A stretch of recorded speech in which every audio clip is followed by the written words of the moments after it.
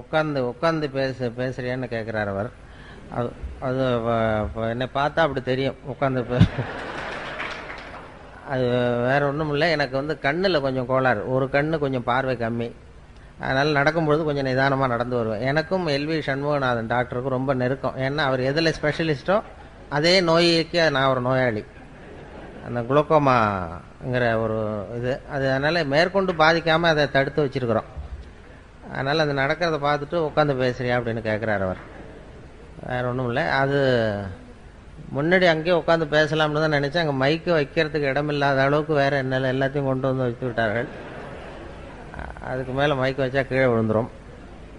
அந்த நல்ல ஒரு துறை இருக்காரே, அவர் ரொம்ப இப்படி எதையாவது பண்ணி எங்களை ஏதாவது பண்ணுவார், ஒரு கோமாளி மாதிரி ஆக்கி விட்டுருவார். அந்த மாதிரி அந்த அந்த இங்கே சரி இது ஒரு கௌரவமாக கொடுத்துருக்கிறாருன்னு வச்சுங்க. அந்த கிரீடமும் மாலை, அந்த செங்கோல் கிரீடம், இது இங்கே அரை இந்த இடத்த பொறுத்த வரைக்கும் ரொம்ப கௌரவமாக கொடுத்துருக்காருன்னு வச்சுக்கலாம். நாங்கள் நிஜமாகவே இந்த செங்கோல் இந்த கிரீடத்தை போட்டுக்கிட்டு அந்த கையில் ஒரு குடையை எடுத்துக்கிட்டு நேராக எங்கள் வீட்டுக்கு போகிறேன்னு வைங்க.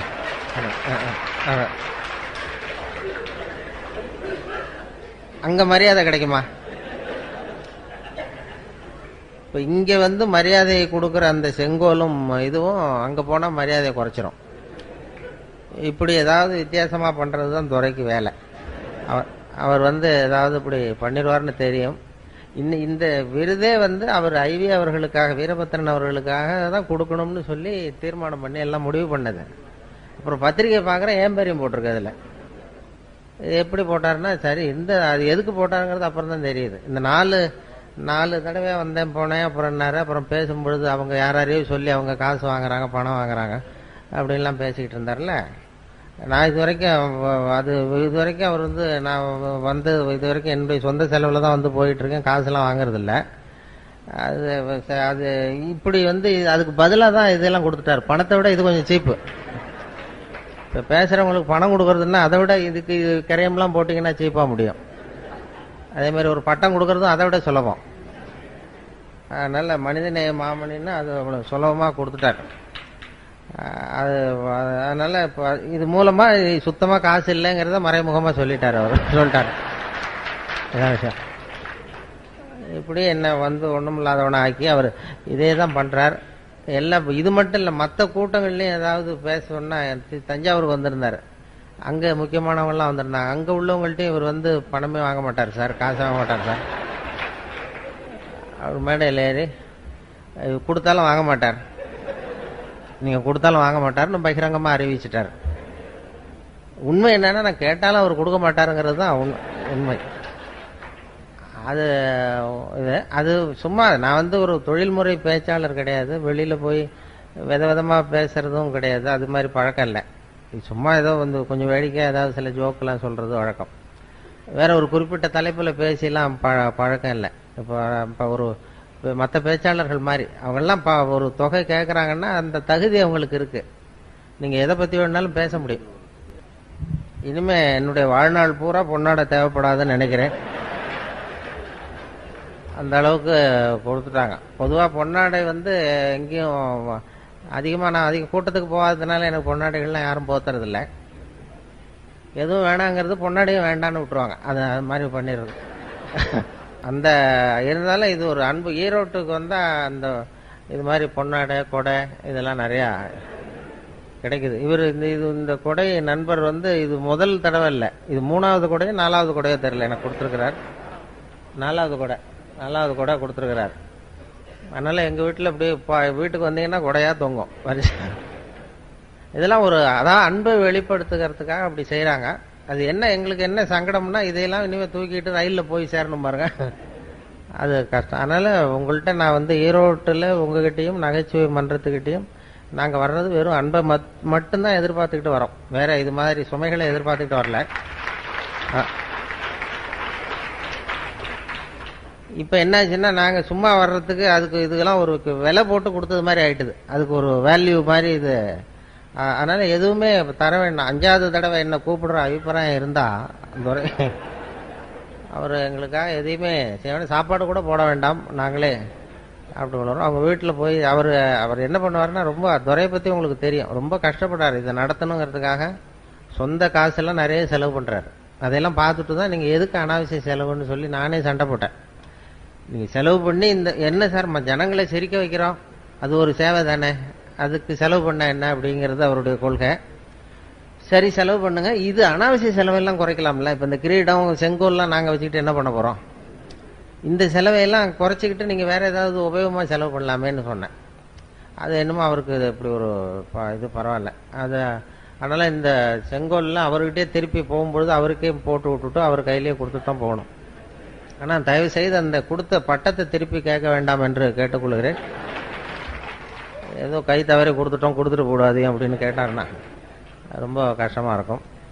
அப்படி பண்ணுறது இந்த வேடிக்கை, இந்த சிரிப்பு அது சொன்னாங்க இல்லையா, அதாவது மனுஷனுக்கே நமக்கு வந்து இயல்பாக நடக்கக்கூடியது இந்த ரெண்டு விஷயம். அதாவது நடக்கிறது, நம்ம நடக்கிறோம் பாருங்க, இந்த நடக்கிறது சிரிக்கிறது, இது ரெண்டும் இயற்கையாக நடக்கணும்.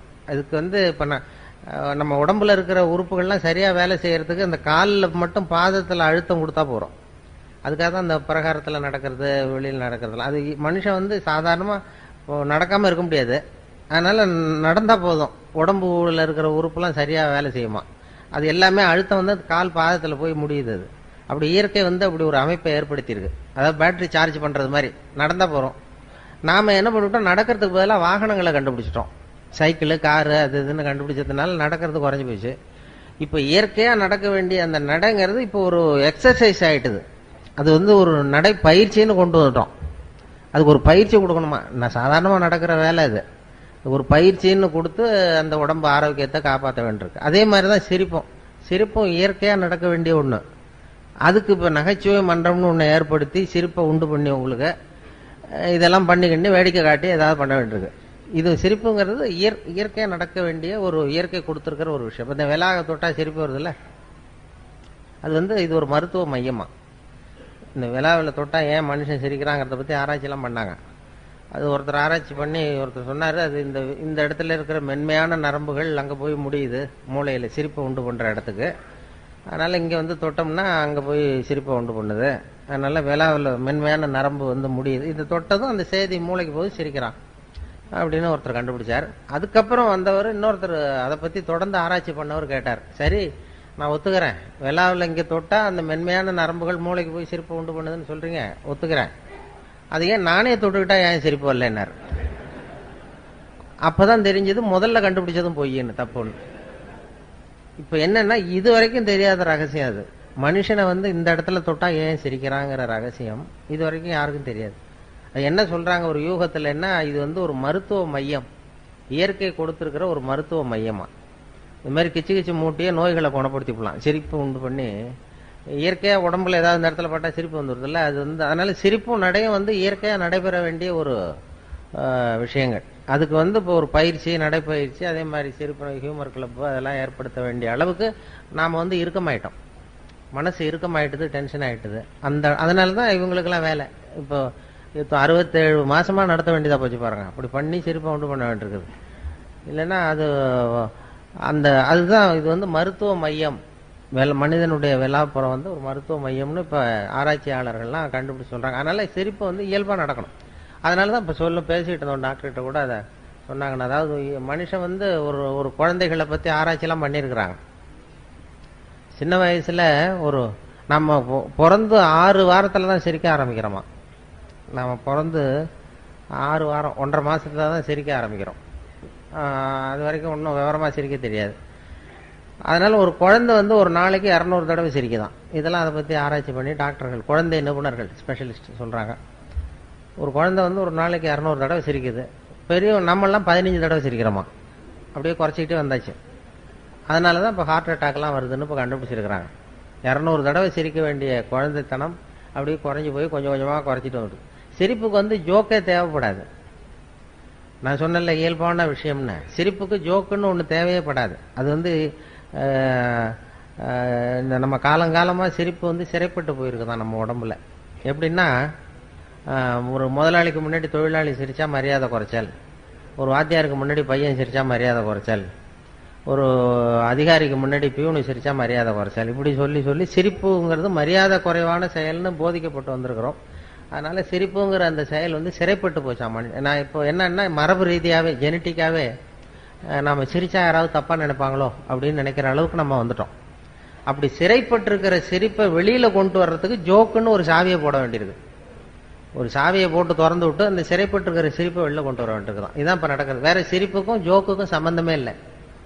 சொல்லப்படுகிற ஜோக்குக்கும் சிரிப்புக்கும் உங்களுடைய இயல்பான சிரிப்புத்தன்மையை வெளியில கொண்டு வர்றதுக்கு ஜோக்குங்கிறது ஒரு சாவியா உபயோகப்படுது. இதுதான் இப்ப ஆராய்ச்சியாளர்கள்லாம் கண்டுபிடிச்சிருக்கிறது. வேற சிரிப்புக்கு வந்து ஜோக்கு தேவைப்படாதுங்கிறத எப்படி நிரூபிக்கிறதுன்னா, வெறும் சத்தமே கூட சிரிப்பு உண்டு பண்ணும். ஒரு குழந்தை தொட்டில படுத்திருக்கு, அதுகிட்ட போய் இப்படி கையை தட்டுங்க சிரிக்கும். அது என்ன ஜோக்காது? வெறும் ஒரு தட்டுறோம், கையை தட்டுறோம், அந்த வெறும் சத்தம் வந்து சிரிப்பை உண்டு பண்ணுதில்ல, அதுதான் இயல்பு தன்மை, நம்மளுடைய இயல்பான தன்மை. ஒரு ரோஜா பூவை பார்த்தா சிரிப்பு வரணும், ஒரு வெளிச்சத்தை பார்த்தா சிரிப்பு வரணும், ஒரு சத்தத்தை கேட்டா சிரிப்பு வரணும், ஒரு குருவி கத்துறதை பார்த்தா சிரிப்பு வரணும். இப்படி சிரிச்சுக்கிட்டு இருந்த நாம இப்போ ஒரு ஹியூமர் கிளப்னு ஒன்று வச்சு ஜோக்கெல்லாம் சொல்லி சிரிக்க வைக்கிறது அவ்வளவு முயற்சி பண்ண வேண்டியிருக்கு. அந்த அளவுக்கு இறுகி போச்சு மனசு. அதனாலதான் ஹார்ட் அட்டாக் வருதுன்னு சொன்னாங்க. ஒரு சத்தம், ஒரு குழந்தைகிட்ட கிளுகிழப்பை ஆட்டுங்க, ஒரு குழந்தை மூஞ்சிக்கிட்ட சிரிக்குது, கிளுகிழப்பை சத்தம் அது சிரிக்கும். ஆனா அதே கிளுகிழப்பை ஒரு தாத்தா மூஞ்சிக்கிட்ட ஆட்டுங்க, கோவம் வந்துடும், அடிக்க வந்துடும். ஏதோ குச்சி கிடந்த மாதிரி கொடா இருந்துன்னு எடுத்து குத்தி விடுவாரு. ஏன் அப்படி இருந்தவர் அப்படி ஆயிட்டாரு. சின்ன வயசுல ஒரு கிளுகிழப்ப சத்தத்துக்கு சிரிச்சவர் அதே கிளுகிழப்ப சத்தத்துக்கு கோவப்படுற அளவுக்கு மாறி போயிட்டார். இப்படி இந்த மாற்றம் வரப்படாதான். வயசான காலத்திலே கிளுகிழப்பை ஆட்டினா சிரிக்கணும். அப்படி இருந்தா அவருக்கு ஹார்ட் அட்டாக் வராது. எதுக்கு சொல்றேன்னா, இப்ப இங்க வந்திருக்கிற பெண்கள்லாம் வீட்டுல ஒரு கிளுகிழப்பை வாங்கி வச்சுங்க. இனிமே வீட்டுக்காரர் கோபமா வந்தாருன்னா முகத்திட்ட போய் அப்படி இப்படி ஆட்டி பாருங்க. அவர் சிரிச்சுட்டாருன்னு வைங்க, பயப்படவே வேண்டாம். அவர் இயல்பு தன்மை மாறாம இருக்காருன்னு அர்த்தம். நீங்க கிளுகிழப்பை ஆட்டினது டென்ஷன் ஆயிட்டாருன்னு வைங்க, உடனே இசிஜி எடுத்து பார்க்கணும். அது ஏதாவது இருதயத்துல கோளாறு இருக்கான்னு பார்க்கணும். நம்ம பேசிக்கிறதுக்கு வேடிக்கையா இருக்கே தவிர இதெல்லாம் ஆராய்ச்சியாளர்கள் சொல்ற உண்மைதான். அதை பத்தி ஆராய்ச்சி பண்ணிட்டு சொல்றாங்க, ஹார்ட் அட்டாக் வர்றதுக்கே காரணம் இந்த இயல்பான சிரிப்புத்தன்மை குறைஞ்சதுதான். அதனால்தான் அந்த தன்மையை மறுபடியும் உண்டு பண்ற பெரிய முயற்சியில தான் இது மாதிரி நகைச்சுவை மன்றங்கள்லாம் இப்ப ஈடுபடுத்திருக்கு. இப்ப எல்லா இடத்துலயும் நகைச்சுவை மன்றம் ஆரம்பிச்சுட்டாங்க. சென்னையில வந்து இன்கம் டாக்ஸ் ஆபீஸ்ல நகைச்சுவை மன்றம், இப்படி போலீஸ் ஸ்டேஷன் அங்கங்கன்னு எல்லா ஆபீஸ்லயும் நகைச்சுவை மன்றம்னு ஆரம்பிச்சு அதை ஏதாவது எங்களுக்கு கொஞ்சம் சிரிப்பு உண்டு போகும், கொஞ்சம் கிச்சு மூட்டிட்டு போங்க சார்ங்கிறது மாதிரி அப்படியெல்லாம் பண்ணிட்டு இருக்கிறாங்க. இப்ப நான் 4 வருஷமா இங்க வந்துகிட்டு இருக்கிறேன். ஒரு 2 பேருக்கு சிரிப்பு வர மாட்டேங்குது இந்த ஊர்ல. இங்க வந்து பேசி, ஆனா எனக்கு வர மாட்டேங்குது ஒண்ணு. இன்னொன்னு, இந்த நகைச்சுவை மன்ற தலைவர் ராஜவேலுக்கு வரமாட்டாங்க. இது என்னன்னு தெரியல. எங்க 2 பேருக்கும் உபதேசம் பண்றமே தவிர எங்களுக்கு சிரிக்க தெரியல. அது அதனால நாங்களும் அப்பப்ப செக் பண்ணிக்கிறது நல்லது. இசிஜி எல்லாம் எடுத்து பாத்துக்கணும். அது அப்படி அந்த சிரிப்பு. அதான் இவர் கேட்டாரு, சுரதான்னு ஒரு கவிஞர் இருந்தார்ல, சுரதா, அவரும் நானும் ஒரு மேடையில இருக்கும் பொழுது இப்படி பேசிட்டு இருந்தோம். அப்ப எல்லாரும் வந்து கேட்டாங்க, ஏன் சார் நீங்க என்னமோ பேசுறீங்க, நீ சிரிக்க மாட்டேங்கிறிய அப்படின்னு என்கிட்ட வந்து, ஏன் உனக்கு சிரிப்பு வரமாட்டேங்குதான்னு கேட்டார் இவர் சுரதா என் பக்கத்துல இருந்து. ஆமாங்க சார், நான் பேசுறேன், எனக்கு வரமாட்டேங்குது, நான் என்ன பண்றது அப்படின்னு. நீ அப்படி இருக்கிறது தான் நல்லது. ஏன் பொடிமட்டை தும்மக்கூடாது அப்படின்னாரு. பொடியை போடுறவன் தான் தும்மணுமே தவிர பொடிமட்டை தும்மக்கூடாது. அதனால நீ சிரிக்காம இரு. அவர் இந்த ஓமை கவிஞர் இல்லையா, அது அப்படியே அழகா அப்படி சொன்னார். அதுல இருந்து நான் ரொம்ப புடிவாதமா சிரிக்கிறது இல்லைன்னு முடிவு பண்ணிட்டேன். அப்படி அந்த இயல்பான தன்மையிலேருந்து நம்ம மாறக்கூடாதுங்கிறது ரொம்ப முக்கியம். அது இப்ப நம்ம எத்தனையோ எல்லாரும் ஏதோ வேலையில இருக்கீங்க, எத்தனையோ துறைகளில் ஈடுபட்டிருக்கீங்க. ஆனா அந்த இயல்பு தன்மை மாறாம வச்சுக்கணுமா. அதாவது சிரிக்கிறதுக்கு சந்தர்ப்பம் வந்ததுன்னா சிரிச்சிடணும், அதுக்காக டென்ஷன் ஆகக்கூடாது. அதுதான் வாழ்க்கையில சுகமா இருக்கிறது வழி. ஏன்னா குழந்தை தன்மை தான் இருக்கு. குழந்தைத்தனமா நடக்கப்படாதான். ஆனா குழந்தை தன்மைங்கிறது இருந்துகிட்டே இருக்கணுமா. குழந்தைத்தனம்ங்கிறது வந்து வேற, குழந்தை தன்மைங்கிறது வேற. சைல்டு லைக் சைல்டிஷ் அப்படின்னு சொல்றாங்கல்ல ஆங்கிலத்தில். அது மாதிரி குழந்தை தன்மையோடு வாழ கற்றுக்கொள்ளுங்கள், குழந்தைத்தனமாக வாழாதீர்கள். அதுதான் குழந்தை தன்மை. அது வந்து எப்போதும் இருக்கும், அது நமக்குள்ள இருந்துகிட்டே இருக்கணும் கடைசி வரைக்கும். அந்த குழந்தைத்தன்மை மாறாம இருக்கணுமா கடைசி வரைக்கும். அப்படி இருந்தா ஹார்ட் அட்டாக்லாம் வராது. இயல்பு தன்மை மாறாம வாழ்க்கைய வந்து இல்லைன்னா என்ன ஆகும்னா, சிரிக்கிறதுக்கு அப்படியே கட்டுப்படுத்திக்கிட்டே வரோம்னு வைங்க, ஒரு கட்டத்துல அப்புறம் ஒரே அடியா சிரிக்க ஆரம்பிச்சிடும் தனியா உட்காந்து. அது பைத்தியம் பிடிச்ச மாதிரி ஆகிடும். அது அது அது அது என்ன மொத்தமாக சேர்ந்து வந்துடும். தினம் 200 தடவை சிரிக்க வேண்டியது அப்படியே சேர்ந்து அப்புறம் திடீர்னு ஒரு நாள் எல்லாத்தையும் தொடர்ந்து சிரிக்க ஆரம்பிச்சிருவோம். அது அப்படி சில பேருக்கு மனநோய் வந்துடும். அது சொல்லுவாங்க மனநோய் இதை பற்றி. ஏன்னா அந்த இந்த இந்த உலகத்தில் அப்படி தான் இருப்பாங்களாம். அதாவது ஒரு ஒரு இதே சொல்லுவாங்க, சித்த சுவாதீனத்துடன் கூடிய பைத்தியத்தன்மையுடன் வாழ கற்றுக்கொள்ளுங்கள் அப்படின்னு ஒரு உபதேசம் இந்த நூற்றாண்டில். ஏன்னா ஒரு 400 வருஷத்துக்கு முன்னாடி நம்ம எவ்வளவு சுமையோடு இருந்தோமோ டென்ஷனோட அது 40 பங்கு இப்போ அதிகமாக இருக்குதான். 400 வருஷத்துக்கு முன்னாடி நான் வந்து மனசு வந்து இறுக்கமாயிட்டுது, டென்ஷன். என்ன காரணம்னா புது புது அறிவியல் கண்டுபிடிப்புகள் புதுசாக கண்டுபிடிக்கிறோம்ல, அது வந்து அதில் சௌகரியமும் இருக்குது அசௌகரியமும் இருக்குது. இப்போ இந்த மைக்குன்னு ஒன்று கண்டுபிடிச்சதுக்கு அப்புறம் தான் பவர் கட்டுன்னா டென்ஷன் ஆகிறோம். இது நின்று போடும் உடனே டென்ஷன். லைட்டு நின்று போச்சுன்னா டென்ஷன் ஆயிடும். மின்சாரம்னு ஒன்று கண்டுபிடிச்சதுனால தானே. மின்சாரம்னு ஒன்று கண்டுபிடிக்கலைன்னா பவர் கட்டுனா என்னென்னு தெரியாது நமக்கு. அது மாதிரி புதுசாக ஒரு பொருளை கண்டுபிடிக்கும் பொழுது அதனுடைய இது ரொம்ப இதாகிடும். இப்போ அதனால் அந்த இறுக்கத்தை குறைக்கிறதுக்கு சித்த சுவாதீனத்துடன் கூடிய பைத்தியத்தன்மையுடன் வாழ கற்றுக்கொள்ளுங்கள் அப்படின்னு ஒரு உபதேசம் சொல்லுவோம். அது என்ன சித்த சுவாதீனத்துடன் கூடிய பைத்தியத்தன்மை அப்படின்னா, பைத்தியம்னாவே சித்த சுவாதீனம் இல்லாமல் போகிறது தான். சித்த சுவாதீனத்துடன் கூடிய பைத்தியத்தன்மைன்னா, இப்போ நீங்கள் வந்து உங்கள் வீட்டுக்காரர்கிட்டயோ வீட்டுக்காரம்மாட்டி யாரை கேட்குறீங்க, 8ஐயும் 3ஐயும் பெருக்கினா என்ன அப்படின்னு கேட்குறீங்க. அவர் 23ன்னு சொல்லிடுறாருன்னு வைங்க. உங்கள் வீட்டுக்காரரை கேள்வி கேட்குறீங்க, 8ஐயும் 3ஐயும் பெருக்கினா என்ன, 23ன்னு சொல்கிறார். 24ன்னு சொல்லணும், 23 சொல்கிறார். உடனே நீங்கள் அவர்கிட்ட சண்டைக்கு போகக்கூடாது. பரவாயில்ல, எங்கள் வாத்தியார் 24ன்னு சொல்லி கொடுத்துருக்காரு, உங்கள் வாத்தியார் 23ன்னு சொல்லி கொடுத்துருப்பாரு போல் இருக்கு. ஒன்று தானே வித்தியாசம். அதுவும் வாய்ப்பாட்டிலையும் எத்தனையோ எடிஷன் இருக்கு இல்லையா, பரவாயில்ல அப்படின்னு போகணுமா. இதுதான் சித்த சுவாதீனத்துடன் கூடிய பைத்தியத்தன்மை. 24 தான் சரிங்கிறது சித்த சுவாதீனம். 23ன்னு சொல்கிறாரு, அதை ஒத்துக்கிறோம் பாருங்க, அதான் பைத்தியத்தன்மை. அந்த மனோபாவம் வந்து குடும்பத்திலையும் சரி அலுவலகத்திலையும் சரி வெளி உலகத்திலையும் இருந்ததுன்னா டென்ஷன் வராது, இருதய பாதிப்பு வராது. இப்போ அதாவது ஒரு பேங்க் உத்தியோகத்துக்கு ஒருத்தன் போனான், ஒரு பேங்க்கில் வேலை பார்க்குறதுக்கு ஒருத்தன் அப்ளை பண்ணால் இன்டர்வியூக்கு கூப்பிட்டாங்க. இன்டர்வியூ கூப்பிட்டு தான் அவங்க கேள்வி கேட்டாங்க, 8ஐயும் 3ஐயும் பெருக்குனா என்னடான்னு.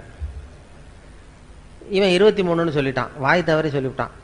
பேங்க்கில் உத்தியோகம், இன்டர்வியூ போகலாம் சொல்லணும்ல கரெக்டாக, 23ன்னு சொல்லிட்டான். வெளில வரும்பொழுது யோசிச்சான், ஆகா இது ஒரு சின்ன கணக்கு, 8 × 3 8ஐயும் 3ஐயும் பெருக்குனா என்னன்னு கேட்டாங்க, நம்ம 24 பதிலாக 23ன்னு சொல்லிவிட்டோம் வாய் தவறி.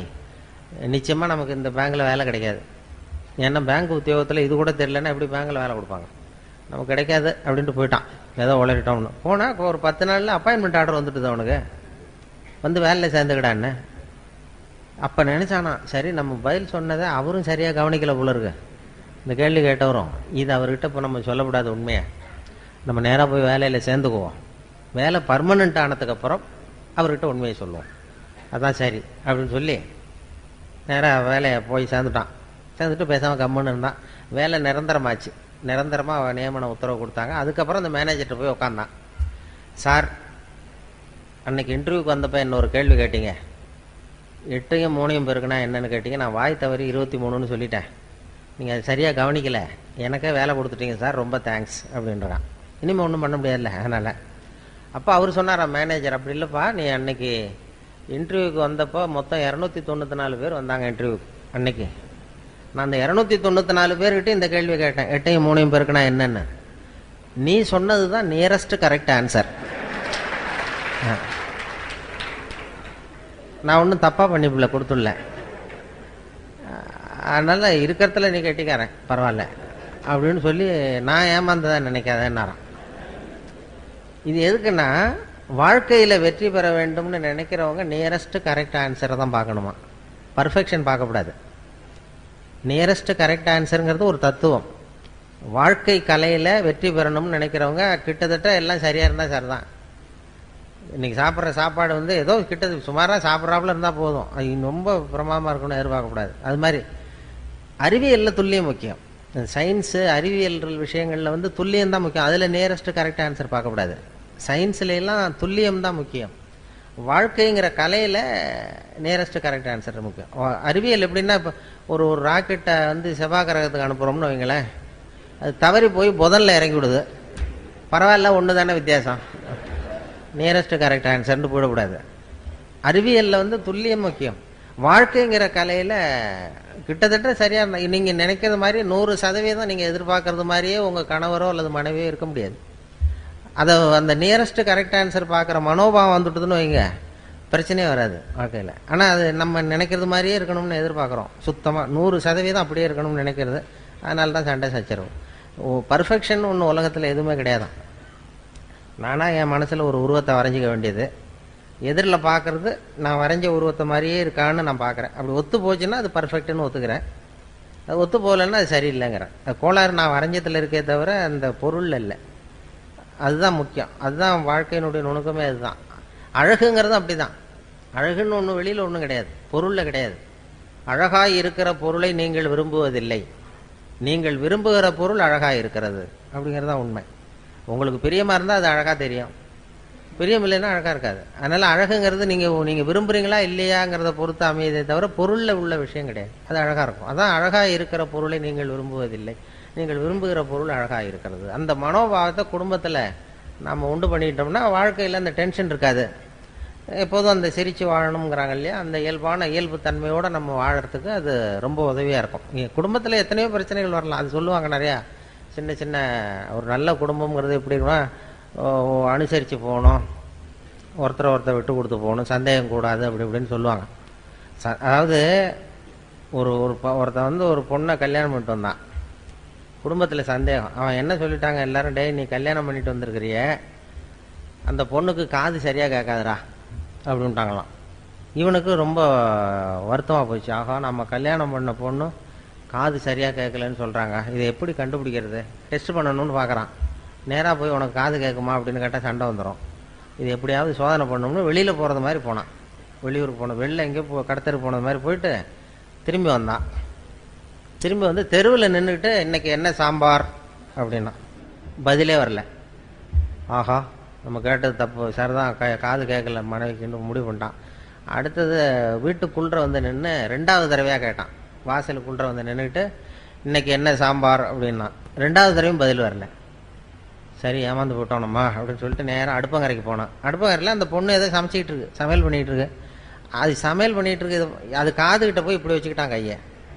இப்படி கையை வச்சுக்கிட்டு வேகமாக கத்துறான். 3வது தடவை இன்றைக்கி என்ன சாம்பார்னு 3வது தடவை கத்துறான். அது கொஞ்சம் கூட அலட்டிக்கவே இல்லை. மெதுவாக திரும்பி இவன் காது ஓரமாக சொல்லுது, 3வது தடவையாக சொல்கிறேன் முருங்கைக்காய் சாம்பார் அப்படின்னா.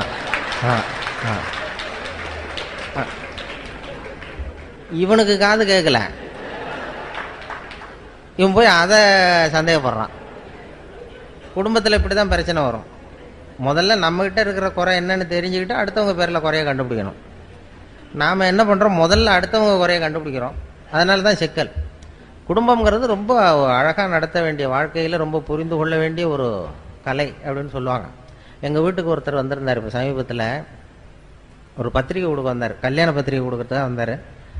அவரை அழைச்சிக்கிட்டு இன்னொரு இடத்துக்கு போகிறேன், இன்னொரு வீட்டுக்கு பத்திரிக்கை கொடுக்கணும். அவர் வீடு இருக்கிற இடம் தெரியாது, அதனால் அழைச்சிட்டு போகிறேன்.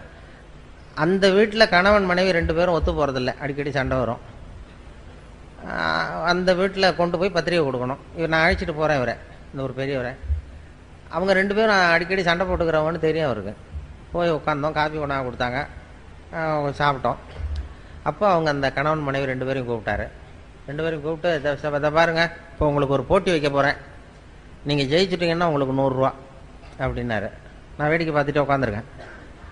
என்ன போட்டி அப்படின்னா, ஒரு நூல் கொண்டு வாங்க, தைக்கிற நூல், சாதாரண நூல் கொண்டு வாங்கினதான் ஒரு இவ்வளோ நீளம் நூல் கொண்டு வந்து கொடுத்தது அந்த அம்மா. இந்த நூலை வந்து அறுத்துடணும், முடியுமா முடியாதா அப்படின்னு கேட்டார். இது என்ன பெரிய வேலை, இது அறுக்கிறது சாதாரண பட்டுன்னு எடுத்தால் போயிடும், இதை அறுத்துட்டா 100 ரூபா அப்படின்னாரு. நான் இருக்கிறேன் 2 பேரும் வந்தாங்க, அந்த அம்மாவும் அந்த வீட்டுக்காரனும். நீ 2 பேரும் சேர்ந்து நீங்கள் ஒரு பக்கத்தை பிடிங்க, நான் ஒரு பக்கத்தை பிடிச்சிக்கிறேன், நான் இழுக்கிறேன் நீ இழு, நீங்கள் 2 பக்கமும் 2 பேர் சேர்ந்து அந்த பக்கத்தை பிடிச்சிட்டு இழுங்க, நான் பிடிச்சிட்டு இழுக்கிறேன், அறுத்துருங்க, இழுத்துட்டீங்கன்னா ஆளுக்கு 100 ரூபா தரேன்ருக்காரு. அவங்க ரொம்ப உற்சாகமாக அந்த பக்கத்தை 2 பக்கமும் 2 பேரும் சேர்ந்து பிடிச்சிட்டாங்க. இவர் வந்த பெரியவர் ஒரு பக்கத்தை பிடிச்சிட்டாரு, இழுத்தாருங்க அப்படின்னாரு. அவங்க 2 பேரும் ரொம்ப பலமாக இழுக்க ஆரம்பித்தாங்க. இவர் இழுக்க விட்டுக்கிட்டே போயிட்டு இருக்காரு, பின்னாடியே இழுத்து சுற்றி வராங்க, இவர் பின்னாடியே போயிட்டே இருக்காரு. 10 நிமிஷம் ஆச்சு, அறுக்கவும் முடியல. அப்புறம் எடுத்து விட்டு, இதுதான் வாழ்க்கை, இதை புரிஞ்சுங்க, உங்களுக்குள்ளே சண்டை போட்டுக்காதீங்க அப்படின்ட்டு போயிட்டார். அதான், அதாவது ஒருத்தர் விட்டு கொடுக்கறதுக்கு தயாராக இருந்தால் அது எவ்வளவு மெலிசான நூலாக இருந்தாலும் யாராலையும் இருக்க முடியாது, லேசான இருக்கணும். அதை அவர் உதாரணமாக செஞ்சு காட்டினார். ஒரு பத்திரிக்கை கொடுக்க வந்த பெரியவர் அப்படி பண்ணிட்டு போனார். வாழ்க்கை அப்படி தான் புரிஞ்சுக்கணும். இல்லைன்னா அர்த்தமில்லாத விஷயத்துக்கெல்லாம் குடும்பத்தில் சண்டை போட்டுக்கிட்டு பிரச்சனை விட்டுருப்போம். ஏன்னா நம்ம மனசு இருக்க சுமை வந்து வர வர அதிகமாகிடும். மற்ற வெயிட்லாம் அப்படியே இங்கே ஒரு 10 கிலோ இப்போ வைக்கிறோம்னு வைங்க, இந்த 10 கிலோவை வந்து நாளைக்கு வந்து இதை எடை போட்டு பார்த்தாலும் 10 கிலோ தான், இன்னும் ஒரு மாதம் கழித்து எடை போட்டாலும் 10 கிலோ அப்படியே இருக்கும். ஆனால் மனசில் இருக்கிற வெயிட் இருக்கு பாருங்கள், அது போக போக அழுத்தம் அதிகமாகிட்டு எடை அதிகமாகிறது மாதிரி இருக்கும். அதுக்கு ஒரு உதாரணம் அதுதான் சொல்லுவாங்க. இந்த ஒருத்தர் கையை நீட்ட சொல்லி ஒரு டம்ளரை கொண்டு வந்து, ஒரு டம்ளர் தண்ணியை வந்து உன்னால் தூக்க முடியுமான்னு கேட்டிருக்காரு. இது என்ன ஒரு டம்ளர் தண்ணியை என்ன தூக்க முடியாது என்னால் அப்படின்னா, ஒரு வெத்து பாட்டில் வச்சு இப்படி கையை நீட்ட சொன்னார். ஒரு டம்ளர் தண்ணியை வச்சு தண்ணியை ஊற்றினார். இது என்ன தூக்குறது பெரிய காரியம் அப்படின்னா, சரி அப்படியே வச்சிரு அப்படின்னாரு. ஒரு 10 நிமிஷம் ஆச்சு. சார் எப்போ தண்ணி எடுக்கலாம் கேட்க ஆரம்பித்தான். இருறா இன்னும் ஒரு மணி நேரம் ஆகும் எடுக்கிறதுக்குன்னா, ஐயோ இப்போ முடியாது சார், நம்மளால் முடியாதுன்னா. சரி இன்னைக்கு பூரா வச்சிருக்க முடியுமா ஒன்னாலன்னா, ஐயோ தாங்க முடியாது, முதல்ல இதை எடுங்க அப்படின்னா. இந்த வெயிட்டு அதே தான், வெயிட்டில் கூடலை, ஆனால் அதை தாங்க முடியல பாருங்க. அதுதான் அந்த மனசு பண்ணுற. மனசில் வந்து ஒரு சுமை வந்து வச்சுட்டோம்னா அது வர வர அதிகமாகிறது மாதிரி ஒரு பாவனையை உண்டு பண்ணும். அப்பப்போ இறக்கி வச்சிடணும். அது மனசில் எதையும் இறக்கி வச்சுக்கிட்டு இருக்கக்கூடாது. அப்பப்போ இறக்கி வச்சுக்கோ, அந்தந்த நேரத்தில் அதை சுமக்கலாம்னு சொல்கிறேன். மனசை வந்து சுமக்கவே கூடாதான். குழந்தைகள்லாம் மனசை சுமக்கிறது இல்லை, அதனால தான் அது ஜாலியாக இருக்குது. 200 தடவை சிரிக்குதுன்னா அதெல்லாம் மனசை சுமக்கிறது இல்லை, நம்ம மனசை சுமந்துக்கிட்டு இருக்கிறோம். ஒரு ரயிலில் ஒருத்தர் போனார், ஒரு மூட்டையை தூக்கிட்டு ரயிலில் போய் ஏறி உட்காந்துருக்காரு. ஏறி உட்காந்ததும் ரயில் புறப்பட்டுது. இவன் தலையிலேயே மூட்டையை வச்சுட்டு உட்காந்துருக்கான். எதிர்த்தாப்பில் இருக்கிறவருக்கு சொல்லியிருக்காரு, ஏன் ரயில் தான் புறப்பட்டுது, மூட்டையை இறக்கி வை, உன் ஸ்டேஷன் வந்ததும் தலையில் தூக்கி வச்சுட்டு நீ இறங்கி போகலாம், இப்போ இறக்கி வச்சுருன்னு இருக்காரு. அப்போ இவன் சொன்னானா, அதெல்லாம் வேண்டாம், என் சுமையை நான் சுமந்துக்கிறேன், என்னை மட்டும் ரயில் சுமந்தா போதும் நானும். இப்படி தான் நம்ம இப்போ பண்ணிகிட்டு இருக்கோம்மா. இப்போ அவன் பண்ணுறத நினைக்கும் போது நமக்கு சிரிப்பு வருது இல்லை. இப்போ நாம் வாழறது அப்படி தான் வாழ்ந்துக்கிட்டு இருக்கோம்மா. தேவையில்லாததையெல்லாம் சுமந்துக்கிட்டு பிரயாணம் பண்ணிகிட்டு இருக்கிறோம். எந்தெந்த நேரம் எதை சுமக்கணுமோ அதை சுமந்தா போதும். இறங்குற நேரத்தில் மட்டும் தூக்கி வச்சுட்டு இறங்கினா போகிறோம். அப்பப்போ அந்தந்த சுமையை சுமந்தா போதும். எல்லாத்தையும் ஒரே நேரத்தில் சுமந்துக்கக்கூடாது. நம்ம ஈரோடு துறை மாதிரி போட்டு எல்லாத்தையும் இழுத்து போட்டுக்கிட்டு இன்றைக்கி எங்களுக்கு சாப்பாட்டையும் கவனிக்கணும், அதையும் கவனிக்கணும், இதையும் கவனிக்கணும்னு போட்டுக்கிட்டு 3 நாள் ஆச்சான் அவர் தூங்கி. அப்படி இது பண்ணக்கூடாது. முதல்ல அது மாதிரி மனசு வந்து அப்படி நம்மளை ஏமாற்றும். மனசை வந்து அந்த அளவுக்கு மனசை வந்து புரிஞ்சுக்கணுமா, அதை கட்டுப்படுத்தக்கூடாது. மனசை வந்து எல்லாரும் அடக்கு, சினத்தை கோபத்தை அடக்கு, மனசை அடக்குன்னு சொல்லுவாங்க. மனம் சினம் 2 இருக்குல்ல, ரெண்டையுமே எல்லாரும் உபதேசம் பண்ணுறது எப்படின்னா, மனசை வந்து கட்டுப்படுத்து, சினத்தை வந்து அடக்கு, கோபத்தை அடக்கு, மனசை கட்டுப்படுத்தலாம் சொல்லிட்டு இருப்பாங்க. இந்த அடக்கிறது கட்டுப்படுத்துறதெல்லாம் மற்றவங்க உபதேசம்.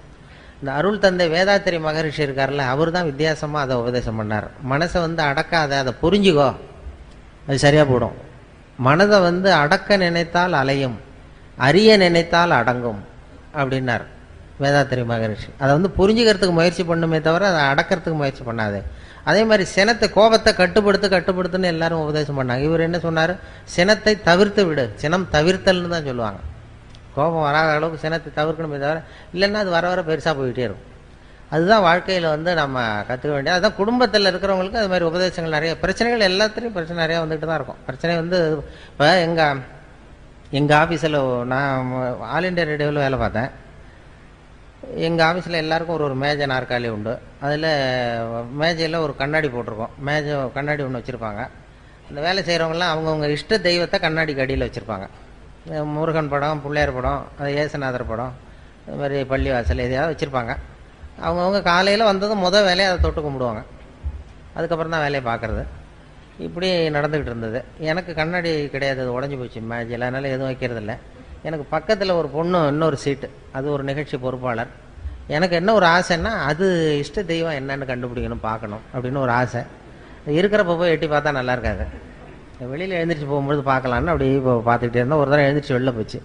அப்போ ஓடி போய் எட்டி பார்த்தேன். அது இஷ்ட தெய்வம் என்ன, முருகனா பிள்ளையாரா என்னன்னு பார்ப்பேன். பார்த்தா ஒரு ஆசாமி படம் இருக்குது, ஒரு மனுஷனுடைய படம். உடனே கூப்பிட்டு அந்த அம்மா வந்தது, என்ன சார் பார்க்குறீங்க, இது யாரும்மா இது இந்த படத்தை வச்சுருக்கேன் அப்படின்னா, இது என் வீட்டுக்காரரு சார். பாருங்கள், வீட்டுக்காரர் படத்தை தெய்வம் வைக்க வேண்டிய இடத்துல வச்சுருக்கேன். இந்த நூற்றாண்டில் இப்படி ஒரு பொண்ணா அப்படின்னு சொல்லிட்டு இது மாதிரி அவர் படத்தை நீ வச்சிருக்கிறியோ உனக்கு தெரியுமா, நீ இங்கே படம் வச்சிருக்கிறது உங்கள் வீட்டுக்காரருக்கு தெரியுமா அப்படின்னு கேட்டேன். இதெல்லாம் அவருக்கு எதுக்கு சார் தெரியணும், நம்ம மனசில் இருந்தால் சார் தான். நீ அவர் ரொம்ப கொடுத்து வச்சவருமா அவங்க வீட்டுக்காரரு, இப்படிலாம் பண்ணிகிட்டு இருக்க, எல்லோரும் தெய்வத்தை வச்சுட்டு இருக்கோம் அப்படின்னு சொல்லிட்டு அப்புறம் ஒரு சந்தேகம் கேட்டேன். ஏம்மா எல்லாருக்கும் வாழ்க்கையில் ஆஃபீஸில் எத்தனையோ பிரச்சனைகள் வரும், ஏதாவது பிரச்சனை வந்தால் உடனே தெய்வத்துக்கிட்ட முறையிடுறது வழக்கம். அது ரேடியோ ஸ்டேஷனில் அடிக்கடி ஏதாவது சிக்கல் நெருக்கடி வந்துக்கிட்டே இருக்கும். ஓடி இந்த இதுலேருந்து காப்பாற்று அப்படின்னு சொல்லி தெய்வத்துக்கிட்ட முறையிடுறது. பிரச்சனைகள் வந்தால் தெய்வத்தை பார்த்தா பிரச்சனை குறையுமா, நீ என்ன செய்வே அப்படின்னு கேட்டேன். நானும் அப்படி தான் சார் பண்ணுவேன். இந்த ஆஃபீஸில் தலைபோகிற பிரச்சனை எது வந்தாலும் நேராக ஓடி இங்கே தான் நிற்பேன். இங்கே நின்று இந்த வீட்டுக்காரர் இருக்கார், இவர் முகத்தை பார்ப்பேன். இவர் முகத்தை பார்த்துட்டு நான் மனசுக்குள்ளே நினச்சிக்குவேன், இதை விட பெரிய பிரச்சனை நமக்கு வேறு என்ன வந்துட போகுது அப்படின்னு நினச்சிக்குவேன். மற்ற பிரச்சனையெல்லாம் சின்னதாக போயிடும். பாருங்கள், பிரச்சனையை சமாளிக்கிறதுக்கு அப்படி ஒரு வழி இருக்குது. எதுக்கு சொல்கிறேன்னா, இப்போ ஈரோட்டில் இருக்கிற பெண்கள்லாம் இனிமேல் அந்த படம் உங்கள் வீட்டுக்காரர் படத்தை கையில் வச்சுக்கோங்க, அவருக்கும் பெருமையாக இருக்கும், ஏதோ நம்ம படத்தை வச்சுருக்கிறாரு அப்படி வச்சுருக்கிறாங்கன்னு. நீங்கள் எதுக்கு வச்சுருக்கீங்கிறது தெரியக்கூடாது அவருக்கு. ஏதாவது பெரிய பிரச்சனை வந்ததுன்னா பார்த்தீங்கன்னா மற்றதெல்லாம் சின்னதாக தெரியும். இப்படி டெக்னிக் நிறையா இருக்குது. மனசை சுமக்காமல் வாழ்க்கையை ரொம்ப லேசாக நடத்துறதுக்கு இதெல்லாம் வழி. அதெல்லாம் தான் இந்த ஹியூமர் கிளப்பு கற்றுக் கொடுவோம். வாழ்க்கையில் அனாவசியமாக கோவப்பட்டுக்கிட்டு சண்டை போட்டுக்கிட்டுலாம் இருக்காதிங்க அப்படின்னு சொல்லி ஹியூமர் கிளப்பினுடைய வேலை அதுதானே, சிரிக்க வைக்கிறது, வாழ்க்கையை லேசாக்கிறது.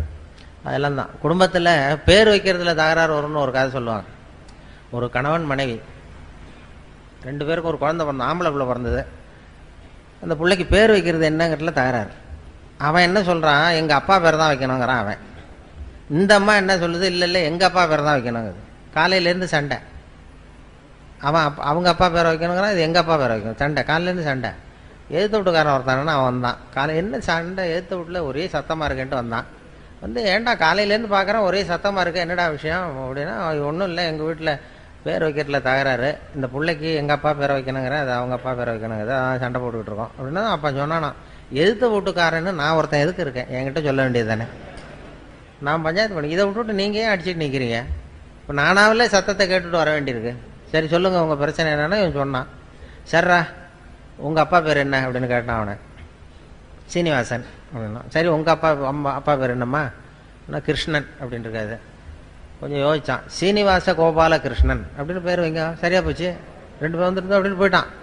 போனதுக்கப்புறம் இந்த கணவன் மனைவி 2 பேரும் பேசிக்கிட்டாங்களாம். சரி இந்த சீனிவாசன் சரி, கிருஷ்ணன் சரி, கோபாலன் எங்கேருந்து வந்தான் நடுவில் அப்படின்னு ஓடி போய் அவனை பிடிச்சி இழுத்துட்டு வந்திருக்காங்க. இழுத்துட்டு அது யாரா கோபாலன் அப்படின்னா, அது எங்கள் அப்பா பேர், நீ அதை மட்டும் ஏன் விடுற, அதையும் சேர்த்து வச்சுட்டு போ அப்படின்றான். குடும்பத்தில் 2 பேர் கணவன் மனைவி ஒத்து போகலன்னா கோபாலன்னு ஒருத்தன் குறுக்க வருவான், அதுக்கு இடம் கொடுக்கக்கூடாது.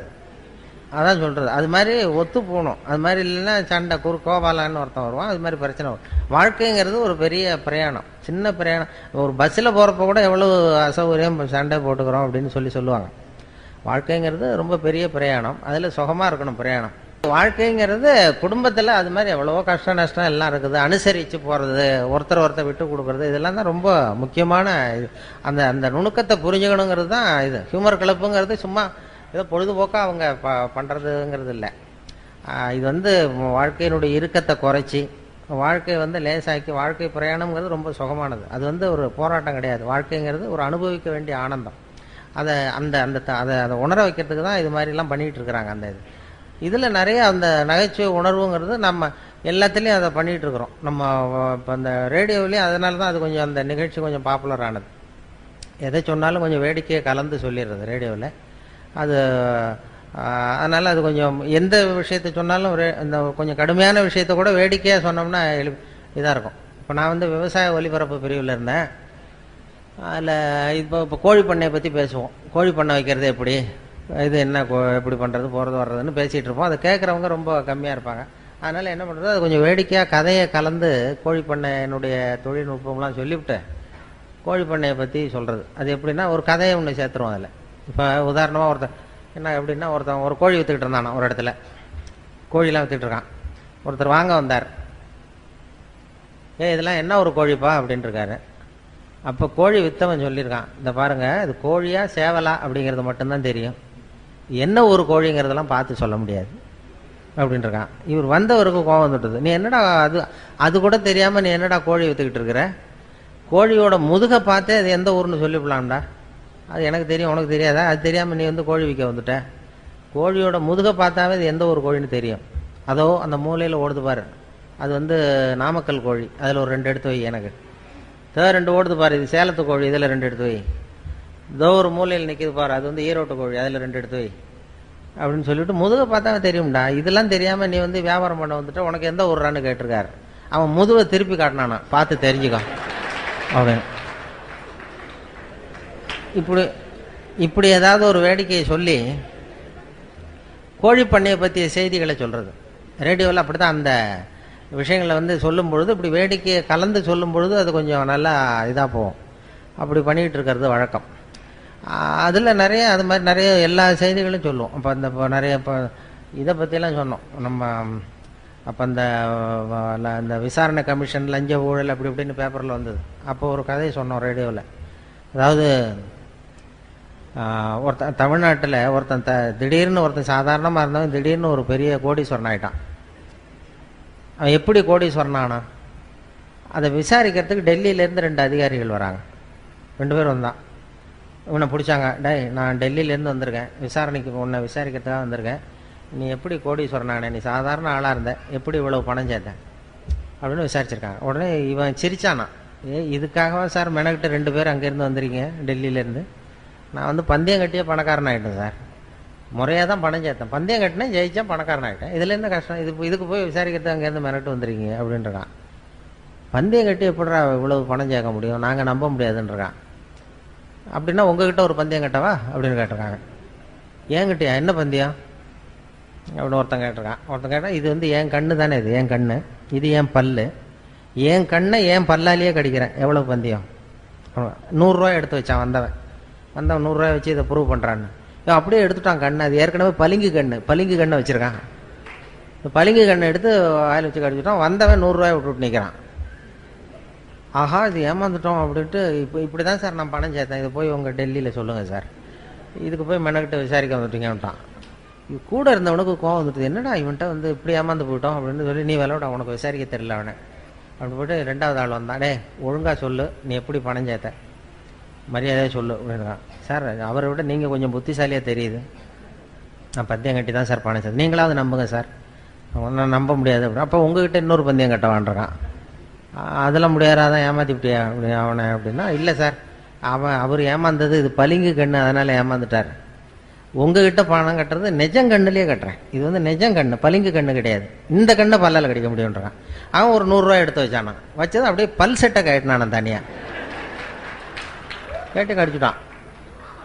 அவனும் 100 ரூபாய் விட்டான், எடுத்து வச்சுக்கிட்டு இப்படி தான் சார் நான் பணம் சேர்த்தேன், இதுக்காக டெல்லியிலேருந்து மெனக்கிட்டு வந்திருக்கேன், போய் சொல்லுங்கள் சார் அப்படின்னு தான். அவன் கிடுகிடுன்னு டே வந்துடுறான், இனிமேல் அவன்கிட்ட பேச்சு கொடுக்காத, மேற்கொண்டு பேசினா மறுபடியும் ஒரு பந்தயம் கட்டுவான், திரும்பி நம்ம டெல்லிக்கு போகிறதுக்கு பணம் சரியாக இருக்கா பாரு அப்படின்னா, ரயில் டிக்கெட்டுக்கு சரியாக இருக்கடான்றான். அப்போ மேற்கொண்டு அவன்கிட்ட பேசாத, இப்படியே ஓடி போடுவோம், போய் நம்ம அதிகாரிகிட்ட சொல்லிடுவோம் அப்படின்ட்டு, ரொம்ப தேங்க்ஸ் சார் அப்படின்னா, இருங்க சார் இருந்து சாப்பிட்டு போகலாங்கிறான். அதெல்லாம் ஒன்றும் வேண்டாப்பா, நீ இப்போ சாப்பிட்ற அப்புறம் பந்தயம் கட்டுவா அவ்வளோ வேண்டான்னு சொல்லி ஒரே வேகம் ஓடி போய் இப்போ ரயில் ஏறி டெல்லிக்கு போயிட்டானோ. டெல்லிக்கு போய் அந்த ஜூனியர் அதிகாரிகள் 2 பேரும், இந்தியாவுக்கே தலைமை அதிகாரி அவர்கிட்ட போய் சொல்லிட்டான், சார் தமிழ்நாட்டுக்கு போனேன், அந்த ஆளை பார்த்தேன் விசாரித்தேன், அது ஒன்றும் சரியாக வரல சார், பந்தயம் கட்டியே பணம் சேர்த்தேன்னு சாதிக்கிறான், எங்ககிட்ட ஒரு 200 ரூபாய் வாங்கிட்டு விட்டான் சார் அப்படின்னு தான் அவருக்கு கோவம் வந்துட்டுது.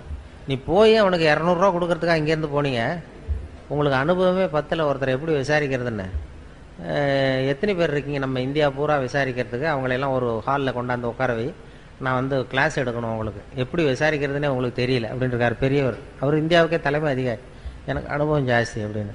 சரி இன்னும் 30 பேர் இருக்கோம் சார் அப்படின்னா 30 பேரையும் ஒரு ஹாலில் உட்கார வச்சு அந்த பெரியவர் வந்து உட்காந்துருக்காரு. ஒரு ஆள் தமிழ்நாட்டுக்கு போய் அந்த ஆளையும் கூப்பிட்டுட்டு வாங்க, வர்ற வரைக்கும் அவன்கிட்ட பேச்சு கொடுக்காதீங்க, யாரும் பந்தயம் கட்டுவான், பேசாமல் கொண்டு வா அவனும் வந்து ஒரு ஆள் பிடிச்சி எடுத்துகிட்டு போட்டான். அவனை மேடையில் அவர் நிற்கிறார் பெரியவர், பக்கத்தில் அவன் நிற்கிறான், எதிரில் அந்த ஜூனியர் அதிகாரிகள் 30 பேர், அவங்களுக்கு முன்னாடி இவர் விசாரிக்கிறார், ஏன்பா எப்படி பணம் சேர்த்த என்கிட்ட சொல்லு, நான் இந்தியாவுக்கே தலைமை அதிகாரி, எனக்கு வந்து அதிகாரங்கள் ஜாஸ்தி, எனக்கு அனுபவமும் ஜாஸ்தி, என்கிட்ட உண்மையை சொன்னீங்கன்னா உன்னை வந்து அப்ரூவர் ஆக்கிடுவேன், தண்டனையே இல்லாமல் பண்ணிடுவேன், இல்லை தண்டனையை குறைச்சி கூட கொடுக்கலாம், அதனால் எனக்கு அதிகாரம் இருக்குது, என்கிட்ட உண்மையை சொல்லு, நீ எப்படி பணம் சேர்த்த அப்படின்னு கேட்டார்.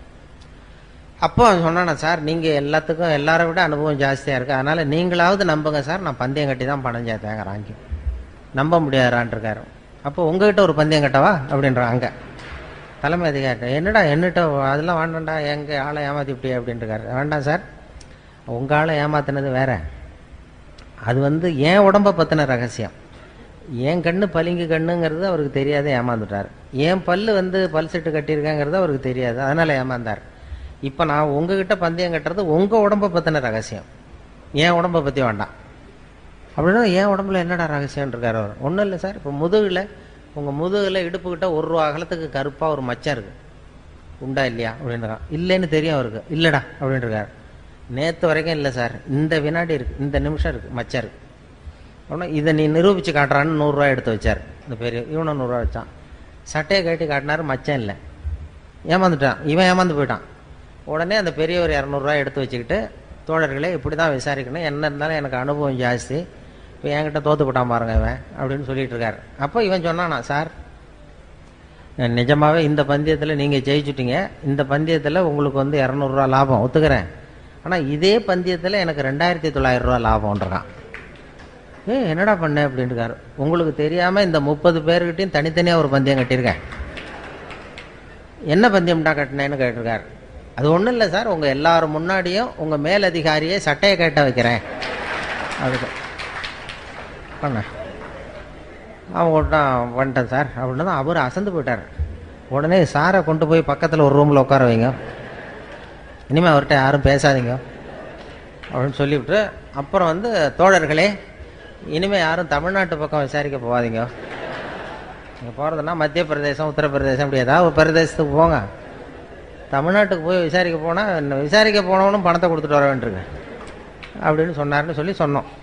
இது பத்திரிகையில் வந்த சில முக்கியமான செய்திகளை வச்சுக்கிட்டு வேடிக்கையை கலந்து ரேடியோவில் சொன்ன ஒரு செய்தி. ரொம்ப சீரியஸாக அமலாக்க பிரிவுலாம் வந்து போய்கிட்டு இருந்த நேரத்தில் கடுமையான விஷயத்தை அந்த நகைச்சுவையை கலந்து வேடிக்கையாக சொல்லும் பொழுது அது ரொம்ப சுலபமாக ரீச் ஆகிட்டுது. அதை யாரும் அப்படியே செய்தி அப்படியே ஒளிபரப்புறதுக்கு தடையாக இருக்கும். அது பெரிய சிக்கல்லாம், சட்ட சிக்கல்லாம் வரும். இந்த நகைச்சுவையை கலந்து கதையாக சொன்னதும் இதில் யாரும் சட்ட பிரச்சனையை உண்டு பண்ண முடியல. அதுதான் அந்த சிரிப்புக்கு நகைச்சுவைக்கு உள்ள மரியாதை. அது எவ்வளவு பெரிய கடுமையான விஷயமா இருந்தாலும் இப்படி வேடிக்கையாக கலந்து லேசாக சொல்லிவிடலாம். அப்படி ஒரு வேல்யூ உண்டு அதுக்கு. அதனால தான் அது மாதிரி அந்த நகைச்சுவை உணர்வை வளர்க்கணுங்கிறது தான் நகைச்சுவை மன்றத்தினுடைய நோக்கங்கிறது. அதனால் இப்போ இது எப்படி முடிக்கிறதுன்னு பார்த்தேன். அதுக்கு இன்னும் அறிகுறி இது வரைக்கும் தெரியலையே அப்படின்னு பார்த்தேன். இப்போ தான் 2-3 பேர் கொட்டாய் விட ஆரம்பிச்சிருக்கீங்க. அதனால் அது முடிக்க வர்றது நல்லதுங்கிறது ஒரு அறிகுறி. ஏன்னா அது சொல்லுவாங்க, அந்த சகிப்புத்தன்மைக்கு ஒரு எல்லாம் உண்டு இல்லையா. சகிப்புத்தன்மைன்னு ஒன்று இருக்குது. சர்வதேச சகிப்புத்தன்மை ஆண்டுன்னு ஒன்று கொண்டாடினாங்க.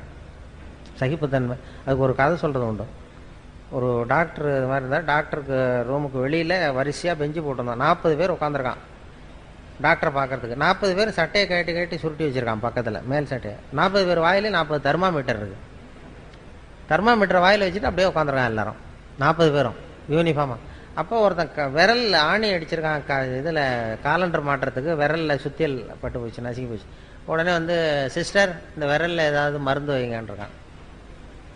மருந்து அது நீ சட்டையை கேட்டு அப்படின்ட்டுருக்க அந்த அம்மா. இல்லை இது விரல் தானேன்றிருக்கான். இல்லை எல்லாரையும் பாரு. எல்லாம் சட்டையை கட்டிட்டு உட்காந்துருக்கு. சரி உட்கார் அப்படின்னு சட்டையை கேட்டினான். உட்காந்தான். வாயை அப்படின்னு திறந்தது தெர்மாமீட்டர் வச்சுட்டு ஓடி போச்சு. இவன் விரலை பார்த்துக்கிட்டே தெர்மாமீட்டர் வாயில் வச்சுட்டு யோசிக்கிறான், இது எதுக்கு தெர்மாமீட்டர் வச்சு பார்க்குறாங்க. சரி இது எல்லாரும் அவனுக்கும் விரல் நசுங்கியிருக்கான்னு பார்க்குறான். எட்டி பார்த்தா அவன் விரல்லாம் நல்லா இருக்கு. சரி எப்படிறான்னு கேட்கலாம்னு பார்த்தா வாயை திறக்க முடியல அவனுக்கு. இவனுக்கு முன்னாடி 40வது ஆள் இருக்கான், அவனும் வாயை திறக்கணும்னு பார்க்குறான், முடியல. இந்த 40 பேரும் வரிசையாக 40 கதையோடு உட்காந்துருக்கான். சட்டையை கட்டி வச்சுருக்கான். பலூன் மாதிரி உப்பிருக்கு, கண்ணு செவந்திருக்கு, பலூன் மாதிரி வாய் உப்பிருக்கு, பேச முடியல. என்ன பண்ணுறதுன்னு அப்படியே சகிச்சுக்கிட்டு உட்காந்துருக்கான். ஒரு 15 நிமிஷம் கழித்து அந்த நர்ஸு ஓடி வந்தது. நர்ஸு ஓடி வந்து எல்லா தெர்மாமீட்டரும் எடுத்துக்கிட்டு அவங்கவுங்க பேர் எல்லாத்தையும் குறிச்சிக்கிட்டு அப்படியே போய் அப்புறம் போய் டாக்டர் ரூமுக்கு ஓடி போச்சு. அதுக்கப்புறம் இவன் ஆரம்பித்தான், இந்த 41வது ஆள். உலகம் ரொம்ப கெட்டு போச்சுப்பா, எதுக்கு தெர்மாமீட்டர் வச்சு பார்க்குறதுன்னு ஒரு விவசாயம் இல்லாமல் போச்சு. விரலை நசுக்கிட்டு வந்திருக்கிறேன், இதுக்கெல்லாம் தெர்மாமீட்டர் வச்சு பார்க்குறாங்க. ரொம்ப அக்கிரமம், அநியாயம், இதுக்கெல்லாமா சட்டையை கேட்ட சொல்கிறேன், நான் விட போகிறதில்ல, இது உண்டு இல்லைன்னு பார்க்க போகிறேன்னு கத்துறான். அப்போ இந்த 40வது ஆள் சொன்னான் பொறுமையாக, இந்த பாருப்பா, இது சர்வதேச சகிப்புத்தன்மை ஆண்டு, சகிப்புத்தன்மையை இந்த இடத்துல தான் நீ கற்றுக்கணும். இது மாதிரிலாம் ஒரு அசட்டுத்தனமாக இது மாதிரிலாம் துள்ளாத, கொஞ்ச நேரம் மரியாதையாக வாழை சுட்டிட்டு உட்கார், இப்படிலாம் கத்தாத அப்படின்றான் இந்த 40வது ஆள். அப்படி சொன்னதும் இவனுக்கு இன்னும் கோவம் வந்துடுது. நீ எனக்கு இவ்வளவு புத்தி சொல்றியடா, நீ எதுக்கடா வந்தேன்னு கேட்டிருக்கான். நான் தபால் கொடுக்க வந்தவையா?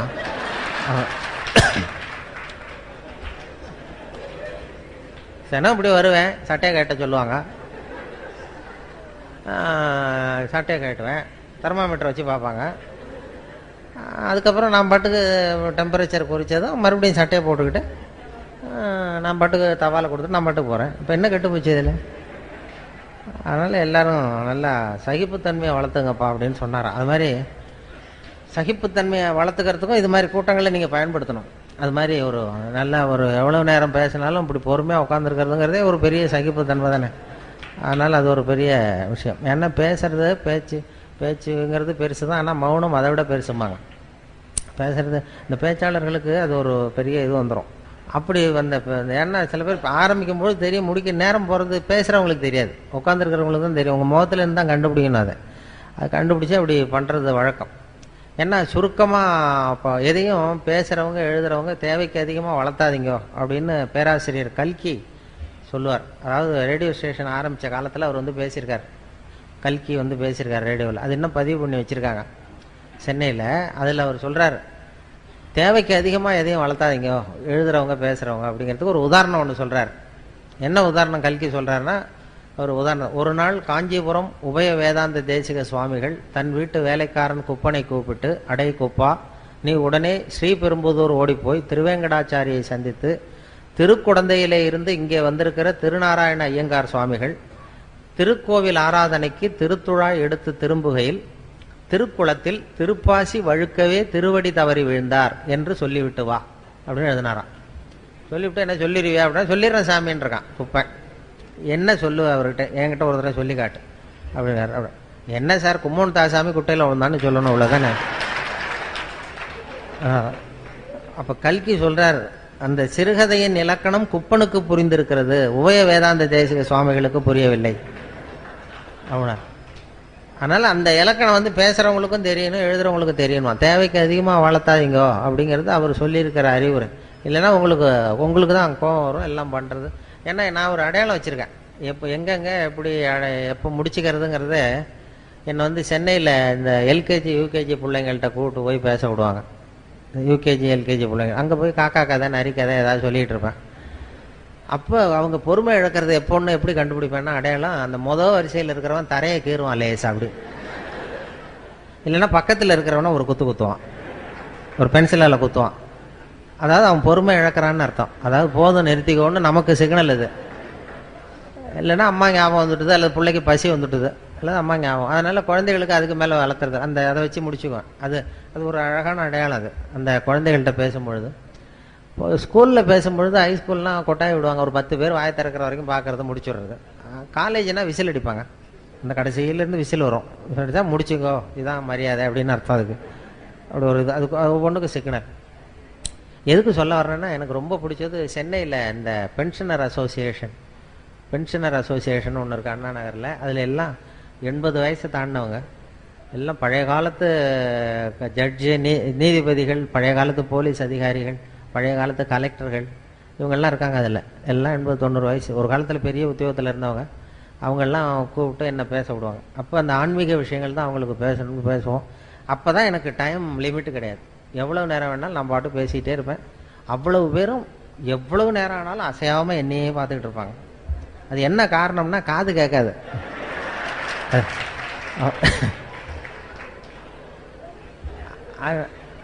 நான் ஏதோ அவங்க ரொம்ப பிரியமாக கேட்குறாங்க போல் இருக்குன்னு பேசிகிட்டு இருக்கிறது. பேசி முடிச்சுட்டு இறங்கி போய் அந்த ஒரு பழைய கலெக்டருக்கு பக்கத்தில் உட்காருவேன். அவர் மெதுவாக தலையை மட்டும் திருப்புவார். திருப்பி முடிச்சுட்டிங்க போல் இருக்கு அப்படிவார். எப்படி சார் கண்டுபிடிச்சிங்க அப்படின்னா, தான் இறங்கி வந்தீங்கல்ல கீழே அப்படிவார். அப்புறம் நானே அவங்கள கேட்டேன், ஏன் சார் உங்களுக்கு தான் புரியல, அப்புறம் எதுக்கு என்னை திருப்பி கூப்பிட்றீங்க அவன் இல்லை கொஞ்சம் கொஞ்சமாக புரிஞ்சுக்கலாம் இல்லையா. அப்படி தான் ஒரு துறையும் என்ன கூப்பிட்றது அப்படி தான் போல இருக்கு. ஏதோ 4 தடவை 5 தடவை அவர் பாட்டு கூப்பிட்டு இந்த ஏதாவது பட்டத்தை கொடுத்து எதையாவது கொடுத்து இதான் உனக்கு இந்த தடவை அப்படின்னு சொல்லி அனுப்பிச்சிடுறாரு. அப்படி பண்ணுறது ஏன்னா இது மாதிரி பேசிக்கிட்டு இருக்கிறப்பயே ஒரு கூட்டத்தில் வரிசையில் இருந்தவர் என்னத்தையோ சிப் பேக் என்னத்தையோ எடுத்தா ரிவால்வர். பேசுகிறவர் அப்படியே நிறுத்திவிட்டார். ஏன் சார் போதும்னா நிறுத்திட்டு போகிறேன், இதுக்கே துப்பாக்கிலாம் காட்டி பயமுறுத்துறீங்கன்னு இருக்கார். இப்போ அவர் சொன்னார் எழுந்திரிச்சு, ஐயோ துப்பாக்கியை காட்டு பயப்படாதீங்க சார், துப்பாக்கியை பார்த்துட்டு நீங்கள் எவ்வளோ நேரம் வேணாலும் பேசுங்க சார், இது உங்களை சுடுறதுக்கு இல்லை, உங்களை இங்கே அழைச்சி வந்தவரை சுடுறதுக்கு அப்படின்னாராம். அப்படி பார்த்தா என்னை அழைச்சிட்டு வந்தவர் அவர் துரை ரொம்ப சௌக்கியமாக இருந்தால் தான் ரொம்ப காலத்துக்கு இந்த நகைச்சுவை மன்றம் நடக்கும். அதனால் அவருடைய சௌக்கியமும் முக்கியம். அந்த தலைவர் இவர் இருக்கார் ராஜவேலு, அவங்கெல்லாம் ரொம்ப காலத்துக்கு சௌக்கியமாக இருந்தால் தான் இந்த நகைச்சுவை இதெல்லாம் நடக்குங்கிறதுனால அதனால் இயல்புத்தன்மை மாறாமல் வாழ கற்றுக்கொள்ளுங்கிறது தான் இவங்களுடைய மெசேஜ்.